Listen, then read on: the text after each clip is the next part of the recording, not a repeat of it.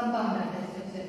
सबसे पहले simple data structure normally built from primary data types like integers and characters. इसका example है linked list.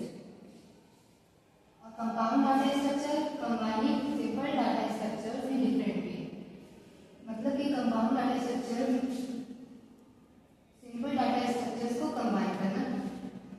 Compound data structure दो type का होता है, एक लीनियर और एक नॉन लीनियर। लीनियर क्या होता है? Data arrange in straight line in sequential form, और नॉन लीनियर में डाटा अरेंज होता है नॉन सीक्वेंशियल फॉर्म में, मतलब कि नेटवर्क की तरह से कनेक्ट होता है, वो एक स्ट्रेट लाइन में नहीं होता है। इसका एग्जांपल है ट्री। और लीनियर डाटा स्ट्रक्चर जो होता है वो एक स्ट्रेट लाइन में डाटा को अरेंज करते हैं, एक के बाद एक एक्सेस किया जा सके। लीनियर डाटा स्ट्रक्चर का दो टाइप होते हैं, एग्जांपल्स है स्टैक्स और क्यूज। हमारे सिलेबस में हमें स्टैक्स पढ़ना है, लेकिन उससे पहले जानेंगे क्यूज क्या होता है।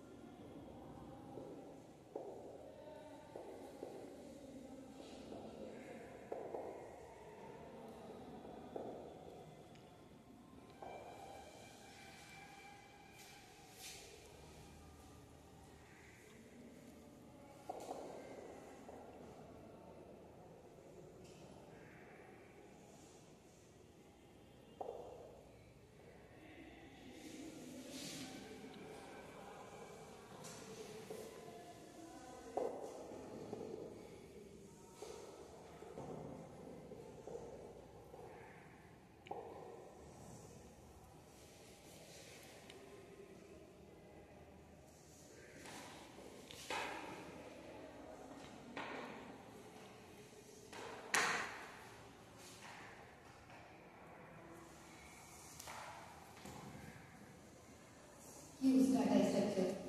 Fuse follows FIFO principle, यानी कि first in first out.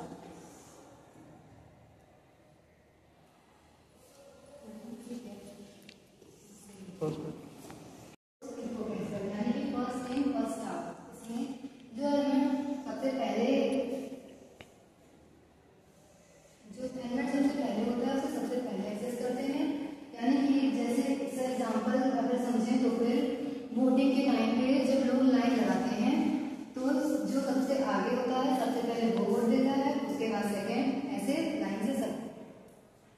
और queues stacks follows LIFO principle, last in first out. यानी कि जो सबसे लास्ट में एलिमेंट होता है वो सबसे पहले एक्सेस किया जाता है, जो सबसे पहले रखा जाता है उसको सबसे लास्ट में एक्सेस किया जाता है। जैसे प्लेट्स को रखते हैं हम एक के ऊपर एक, तो सबसे पहले जो सबसे लास्ट में प्लेट रखी जाती है सबसे पहले उसको उठाया जाता है, और जो सबसे पहले रखी जाती है उसको सबसे लास्ट में उठाया जाता है।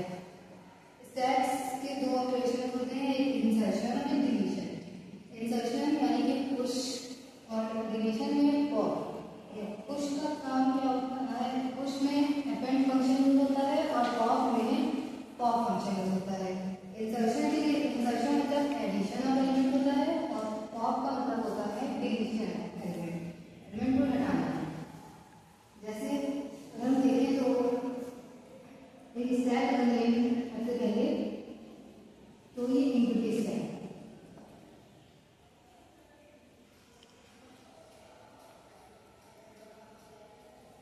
अब इसमें अगर एक एलिमेंट को ऐड करें, पुश करें इस एलिमेंट ए को, तो कुछ ऐसे होगा।